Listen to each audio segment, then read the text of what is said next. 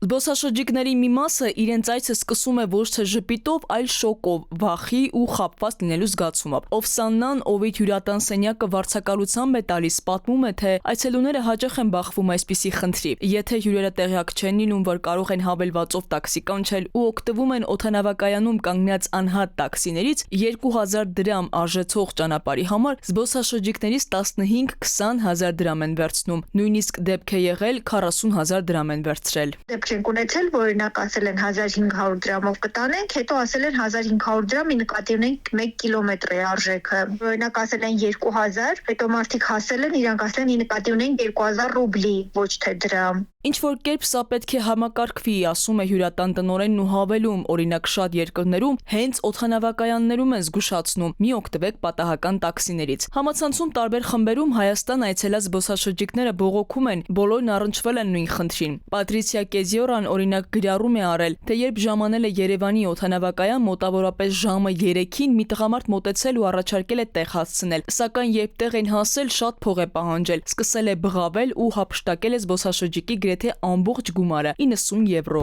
Ամեն անգամ, երբ ուշ գիշերին վերադառնում եմ Երևան, ինձ մոտենում են այդ տղաները։ Վերջին անգամ հարցրի արժեքը որքան է, ասացին 25 հազար դրամ։ Ծիծաղեցի ու ասացի, որ ապրում եմ Երևանում ու շատ լավ գիտեմ իրական գները։ Ինձ հետ նման դեպք պատահեց Երևանի օդանավակայանից Դիլիջան գնալիս։ Ավելի շատ գումար պահանջեց, պնդելով, որ հեռավորությունը մեծ է, ասաց, որ բենզինի համար էլ վճարեմ։ Սա քրեական հանցագործություն է, խարդախություն, սպառնալիք, նույնիսկ շանտաժի տարրերով։ Եթե պետությունն ու օդանավակայանը չմիջամտեն, սա շարունակաբար վնասելու է մեր երկրի տուրիստական ոլորտին, ասում է փորձագետը։ Քաղաքացին կամ տուրիստը անկախ նրանից թե ով է ուժովը ստիպված պետք է իր իրավունքները պաշտպանի բացառապես ոստիկանությանը դիմելով։ Զվարթնոց օդանավակայանում տաքսի ծառայությունների նկատմամբ վերահսկողություն իրականացնող մարմնից ժամը լրատվականի հետ զրույցում տեղեկացրին։ Վարորդները խուսափում են տեսչական մարմնի աշխատակիցներից, ասում են, թե իրենց բարեկամներին են սպասում։ Տեսչական մարմինը վերահսկողությունից բացի նաև դիտարկումներ է իրականացնում։ Աշխատակիցները նաև հավաքագրում են մշտադիտարկման արդյունքում հավաքագրած այն տրանսպորտային միջոցները, որոնք չունեն տաքսու համապատասխան կահավորմամբ տարբերանշաններ եւ ներկայացվում են ՊԵԿ։ Անհամապատասխանության դեպքում տվյալները տրամադրվում են տեսչական մարմնին վարչարարություն իրականացնելու համար։